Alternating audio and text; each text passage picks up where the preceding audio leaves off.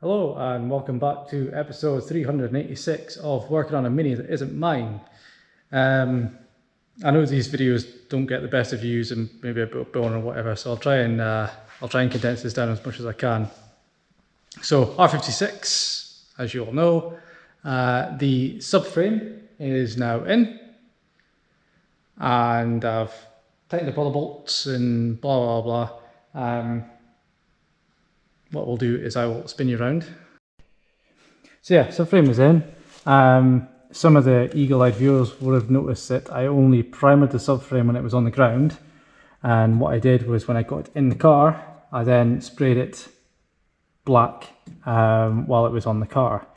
Two reasons for that is to A, stop painting the floor, because I didn't want paint marks all over the floor, and also getting the subframe in, I created a heap of jack marks and all sorts of stuff just to maneuver it and get it in, because it's not the easiest thing to do by yourself. It's probably a two-man job, to be honest, but I don't have anyone here with me, so I just had to manage by myself and a couple of jacks.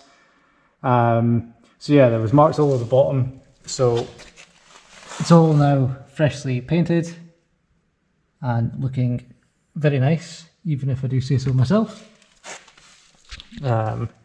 Exhaust just sitting there, a block of wood, ready to go on. So all the engine mounts are now in. The engine is rock solid.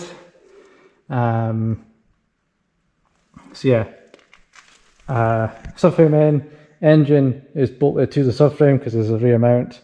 The steering rack is back on. I've started getting all the other bolts, like the bottom ball joints and all that kind of stuff, put back on.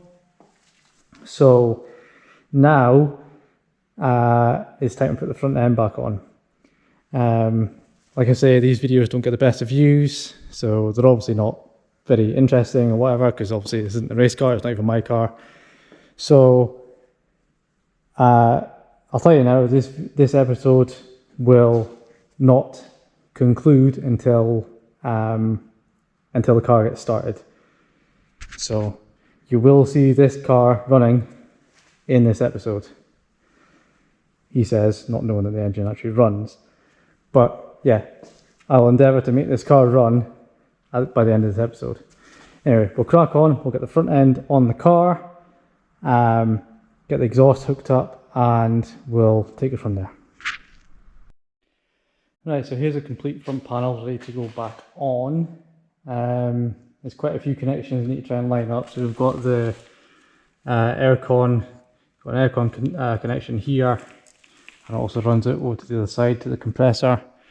We've got boost hose here, coolant hose here, and fan connection here. So all that needs to kind of be lined up, ready to go on. I can't remember how much room I had, but yeah, I need to try and make sure I can get to all of them, hook them up, and then properly bolt the thing on. So I'll set you up probably here, and let's see how we get on.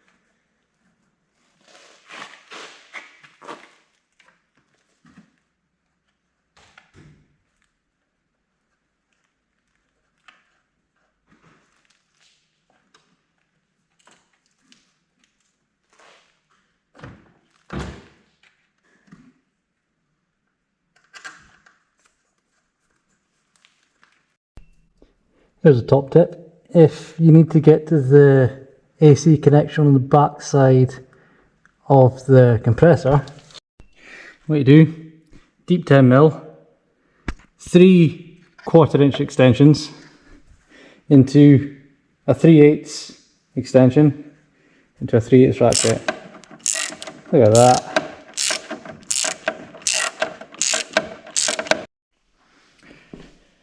Right, so front end hooked up. The exhaust is now hooked up. I think there's enough fitted so it'll run. So I'm going to pop you down, go inside.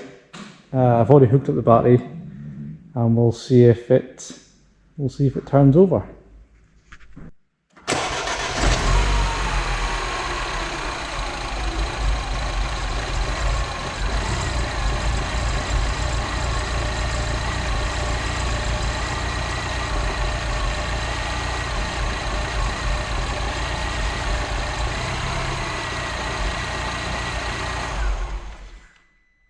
Well, how about that?